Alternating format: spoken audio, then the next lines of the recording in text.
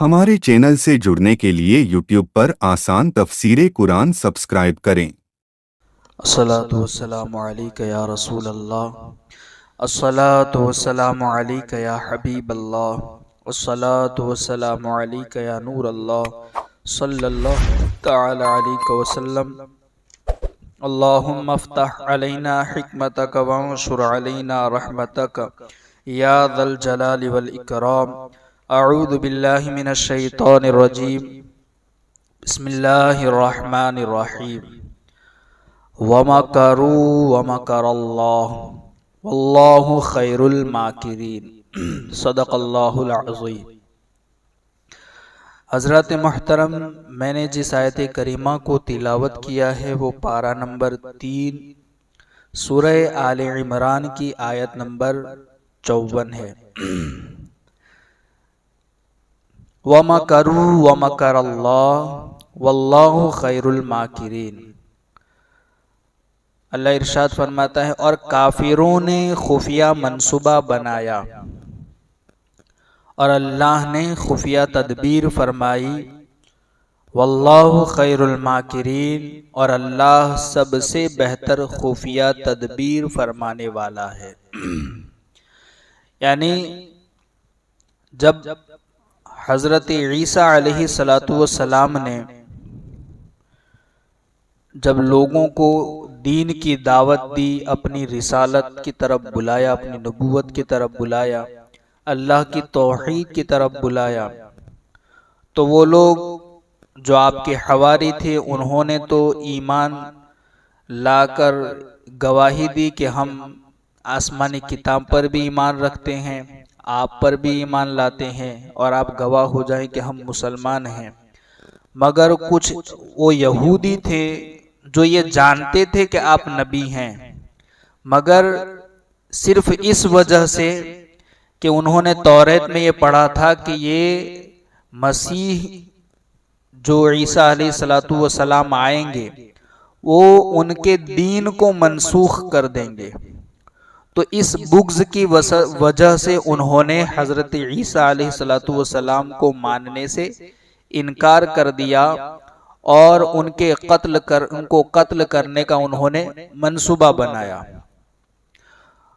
تو یہی کہا جا رہا ہے قرآن کے اندر، وَمَكَرُوا وَمَكَرَ اللَّهُ، کافروں نے مکر کیا اور اللہ نے ان کے ہلاک کرنے کی یا ان کے ہلاک کی خفیہ تدبیر فرمائی، اور اللہ سب سے بہتر چھپی تدبیر فرمانے والا ہے۔ اب دیکھیں، ہر زبان کے اندر ایسے الفاظ موجود ہوتے ہیں کہ جو مشترک ہوتے ہیں، یعنی کہ بہت سے معنی ان کے مراد لیے جاتے ہیں، متعدد معنوں پر وہ دلالت کرتے ہیں۔ جب ہم ایسے لفظوں کو سنتے ہیں تو ہمارے ذہن میں اس لفظ کا جو معنی یا جو معنی اور مطلب پہلے سے بیٹھا ہوا ہے، ہم اس لفظ کو اسی معنی پر محمول کرنے کی کوشش کرتے ہیں، چسپاں کرنے کی کوشش کرتے ہیں، حالانکہ جب وہ لفظ کی اصلی معنوں کو دیکھا جائے مختلف ہوتے ہیں، لیکن ہمارے ذہن میں جو ہوتا ہے ہم اسی معنی کی طرف ہمارا ذہن جاتا ہے۔ اور کبھی کبھی جیسے یہ لفظ مکر، کہ یہ ایک تو مکر اور فریب کے معنی میں آتا ہے، دھوکہ دینے یا سازش کرنے کے معنی میں آتا ہے، مگر یہاں قرآن کے اندر اللہ کی طرف بھی یہ کہا گیا وَمَكَرَ اللَّهُ، اور اللہ رب العزت نے خفیہ تدبیر فرمائی۔ تو جب مکر کا معنی جیسے ہمارے ذہن میں ہے دھوکہ اور فریب، تو اللہ رب العزت کے لیے یہ لفظ مکر بولنا یا فریب کا معنی لینا، یہ تو اللہ کی شایان شان نہیں ہے۔ تو یہاں اس کا مطلب کیا ہوگا؟ تو مکر صرف دھوکہ اور فریب ہی کے معنی میں استعمال نہیں ہوتا، مکر جو ہے وہ اردو میں دھوکہ اور فریب کے معنی میں استعمال ہوتا ہے، مگر عربی زبان کے اندر اس کا ایک معنی تو یہ ہے کہ کسی کی پنہا کی ہوئی سازش کو ناکام کر دینا، یعنی کسی کی خفیہ رچی ہوئی سازش کو خفیہ طریقے سے ناکام بنا دینا،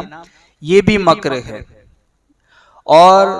عربی زبان کے اندر اس کا ایک معنی ستر کیا آتا ہے، یعنی کہ پوشیدگی کے معنی میں، اسی لیے یہاں کہا گیا خفیہ تدبیر۔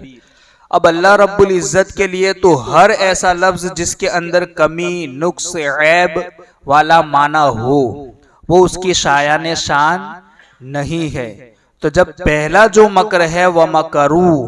کافروں نے خفیہ منصوبہ کیا یا انہوں نے مکر کیا، یعنی انہوں نے حضرت عیسیٰ علیہ السلام کو فریب دینے کا سازش، ان کو قتل کر دینے کی سازش رچی۔ اور جو دوسرا کہا گیا وَمَكَرَ اللَّهُ، اس کا مطلب یہ ہے کہ اللہ نے ان کے اس سازش کو ناکام کر دینے کی خفیہ تدبیر فرمائی۔ تو اب یہ مطلب ہوگا کہ کافروں نے خفیہ منصوبہ بنایا اور اللہ نے خفیہ تدبیر فرمائی انہیں ہلاک کر دینے کی یا ان کی سازش کو ناکام کر دینے کی۔ اور اللہ سب سے بہتر خفیہ تدبیر فرمانے والا ہے۔ یعنی بنی اسرائیل کے یہودیوں نے حضرت عیسیٰ علیہ السلام کے ساتھ مکر کیا کہ دھوکے کے ساتھ آپ علیہ السلام کے قتل کا انتظام کیا، آپ کو قتل کر دینے کا منصوبہ بنایا، اور اپنے ایک شخص کو اس کام پر مقرر کر دیا۔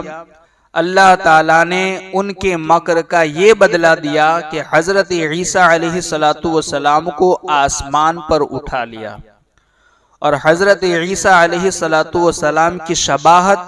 اس شخص پر ڈال دی جو ان کے قتل کے لیے آمادہ ہوا تھا۔ چنانچہ یہودیوں نے اسی کو اسی شبہ پر قتل کر دیا، یعنی حضرت عیسیٰ علیہ السلام سمجھ کر قتل کر دیا۔ معاملہ یہ ہے کہ جب حضرت عیسیٰ علیہ السلام نے جب دین کی دعوت دی، نبوت و رسالت و توحید کی طرف بلایا،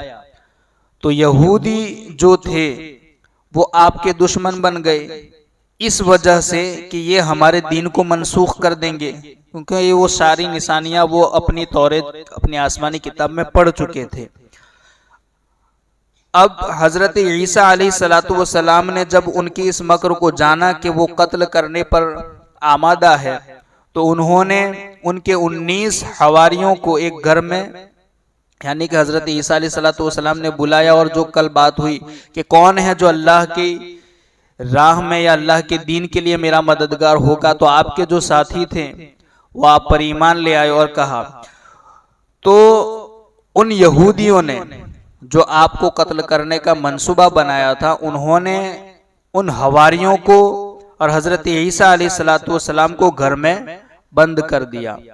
حضرت عیسیٰ علیہ السلام نے فرمایا تم میں سے کون شخص میری صورت کو قبول کرے گا، یعنی کہ جو ان کے حواری تھے، ساتھی تھے، انہی میں سے حضرت عیسیٰ علیہ السلام نے پوچھا کہ آپ میں سے کون ہے جو میری شکل و صورت اختیار کرے گا۔ تو ایک شخص نے حضرت عیسیٰ علیہ السلام کی صورت قبول کر لی، یعنی کہ ان سے یہ وعدہ بھی کیا گیا تھا کہ جو شخص میری صورت قبول کر لے گا اسے اللہ جنت عطا فرما دے گا۔ تو ان میں سے ایک شخص تیار ہو گیا اور آپ کی صورت کو قبول کر لیا۔ حضرت عیسیٰ علیہ السلام آسمان کی طرف چڑھ گئے، اور یہ اس کا معنی ہے کہ کافروں نے مکر کیا، اللہ نے ان کے خلاف خفیہ تدبیر فرمائی۔ یعنی وہ مکر اللہ کا معنی کیا ہے کہ جو کافروں نے خفیہ سازش رچی تھی آپ کو قتل کرنے کی، اللہ نے آپ خفیہ تدبیر یہ فرمائی کہ آپ کی شکل و صورت کسی اور پر ڈال دی، آپ کی شبیہ، اور حضرت عیسیٰ علیہ السلام کو آسمان پر اٹھا لیا، کیونکہ ان لوگوں کو گھر میں بند کر دیا گیا تھا اور آپ کو گھیر کر کے وہ لوگ کھڑے تھے اور قریب تھا کہ آپ کو قتل کر دے۔ ایک روایت تو یہ ہے، اور دوسرا یہ کہ حضرت عیسیٰ علیہ السلام کی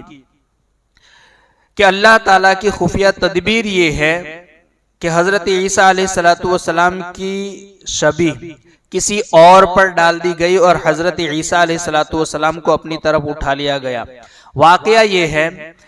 کہ جب یہودی حضرت عیسیٰ علیہ السلام کو قتل کرنے پر متفق ہو گئے تو حضرت عیسیٰ علیہ السلام ان سے بچنے کے لیے بھاگ کر ایک گھر میں آ گئے۔ حضرت جبریل علیہ السلام نے اس گھر کے روشن دان سے ان کو آسمان کی طرف اٹھا لیا۔ یعنی حضرت عیسیٰ علیہ السلام کو جب پتا چلا کہ یہ لوگ مجھے قتل کرنے کا منصوبہ بنا چکے ہیں تو آپ وہاں سے نکل کر ایک گھر میں چلے آئے اور اس گھر کے اندر گھر کے روشن دان سے حضرت جبریل علیہ السلام نے آپ کو آسمان کی طرف اٹھا لیا۔ اور جو لوگ آپ کو قتل کرنے کے لیے آئے تھے تو جو شخص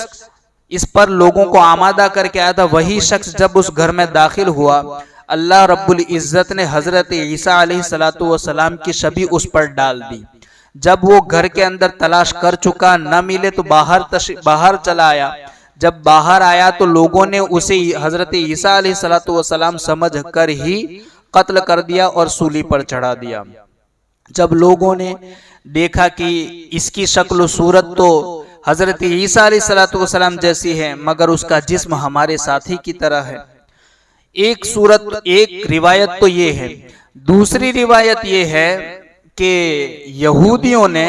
حضرت عیسیٰ علیہ السلام کے بغض اور ان کے قتل کا منصوبہ اس طریقے سے بنایا کہ جو اس زمانے کا کافر بادشاہ تھا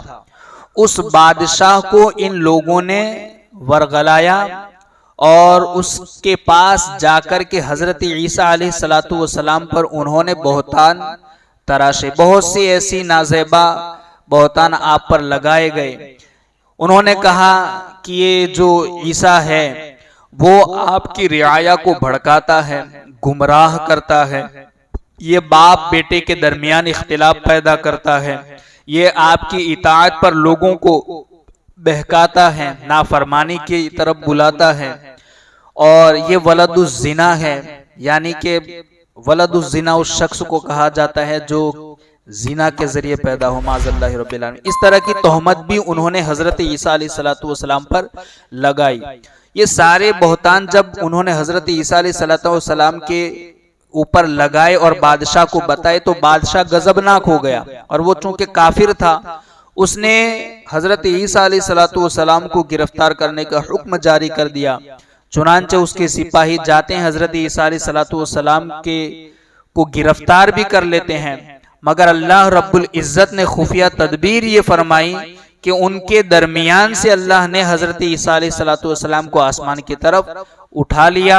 اور انہی میں سے ایک شخص کے اوپر حضرت عیسیٰ علیہ السلام کی شبیہ ڈال دی۔ اب رات کے اندھیرے میں وہ اسی شخص کو حضرت عیسیٰ علیہ السلام سمجھ کر کے پکڑ کر باہر لے آئے اور کانٹے ان کے اوپر ڈالے گئے اور اس کو سولی پر لٹکا دیا۔ مگر جب لوگوں نے دیکھا کہ اس کی شکل و صورت تو حضرت عیسیٰ علیہ السلام جیسی ہے مگر جسم جو ہے وہ ہمارے ساتھی کی طرح ہے، اگر یہ حضرت عیسیٰ علیہ السلام ہے تو ہمارا ساتھی کہاں ہے، اور اگر یہ ہمارا ساتھی ہے تو حضرت عیسیٰ علیہ السلام کہاں ہے؟ اسی وجہ سے وہ لوگ آپس ہی میں لڑ پڑے اور وہ آپس ہی میں لڑ کر کے مر گئے۔ تو یہ ساری چیزیں تھی کہ جو یہودیوں نے حضرت عیسیٰ علیہ السلام کو قتل کرنے کا جو منصوبہ بنایا تھا خفیہ طور پر، اس منصوبے کو اللہ رب العزت نے خفیہ تدبیر سے ناکام فرما دیا۔ اسی کو کہا گیا وَمَكَرَ اللَّهُ کہ اللہ رب العزت نے خفیہ تدبیر فرمائی اور حضرت عیسیٰ علیہ السلام کو آسمان پر اٹھا لیا اور آپ کی شبیہ انہی میں سے کسی ایک شخص پر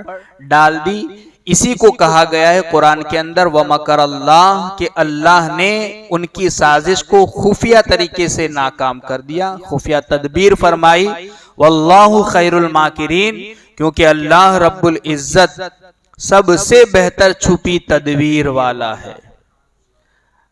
اللہ رب العزت کی بارگاہ میں دعا ہے کہیں سنی باتوں پر ہم سب کو عمل کی توفیق عطا فرمائے۔ اللہم ربنا نور قلوبنا بالقرآن وزین اخلاقنا بالقرآن ونجنا من النار بالقرآن وادخلنا فی الجنة بالقرآن۔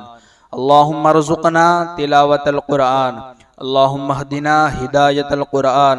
اللهم ربنا آتنا شفاعة القرآن، وصلى الله تعالى على خير خلقه ونور عرشه محمد وعلى آله وأصحابه أجمعين برحمتك يا أرحم الراحمين.